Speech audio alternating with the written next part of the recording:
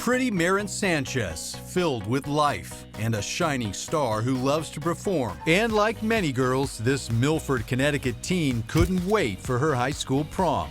A rite of passage filled with sparkly dresses and fancy updos. She couldn't have been more excited.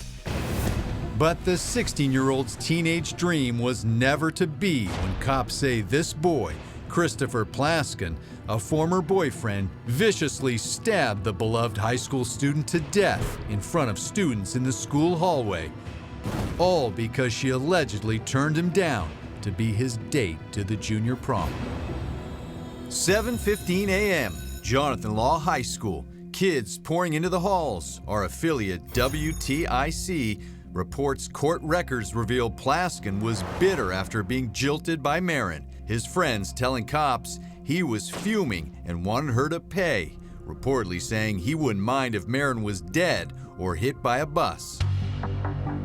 On this morning, Plaskin allegedly approached the pretty teen, threw her down the stairs and tried to choke her. Investigators say Christopher Plaskin then pulled out a kitchen knife brought from home and stabbed Maren in the neck. Her screams ringing out in the hallway, echoing off the lockers. The young girl died less than 30 minutes later. The student was transported to Bridgeport Hospital, where she was pronounced dead at 7:43 this morning.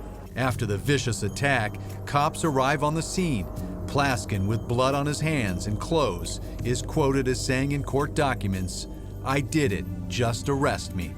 We want to let the Jonathan Law students and families know that there are counselors that are available on site now.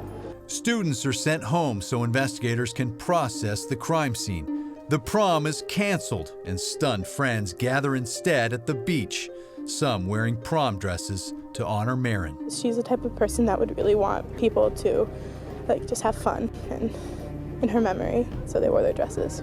It's been a very, very stressful day for everyone, and we're all doing the best we can. Here's the alleged teen killer in court. He's rolling his eyes. Plaskin, who's charged with murder, pleaded not guilty. His legal team hoping to strike a deal, claiming insanity. That's what pretrial discussions are about, anything and everything. According to court documents obtained by WTIC, the teenager's attorneys say their client is mentally unstable, citing a letter he wrote to his father from jail, telling him that, "I hear voices in my head, and that is the reason I did what I did." Christopher has been evaluated by my experts as well as the state's experts, and is certainly a factor in the discussions here, if not the primary factor. The prosecution is pushing for a conviction. If he's found guilty, Plaskin could be put away for up to 60 years. The strength of the case, the defendant's prior criminal record, if any. The defendant's age is obviously a consideration. When the prom was rescheduled months later, this salon offered free hair and makeup for the still grieving girls. Even this boy, who didn't even know Maren, dyed his hair purple in her honor. Because of the tragedy, I wanted Maren to feel loved and that she's remembered in a special way. And while the community struggles to come to grips with their loss, Christopher Plaskin sits in a jail cell where he'll have plenty of time to think about the savage attack unleashed on an innocent girl the day of her high school prom. And Christopher Plaskin will remain there in his cell until his next scheduled court appearance, which is later this month. And we do understand he is expected to take a plea deal in this case. His lawyer said all options are on the table, including the possibility of a reduced charge of manslaughter, which carries a maximum prison term of 20 years, as opposed to the 25 to 60 years he now faces with the murder charge.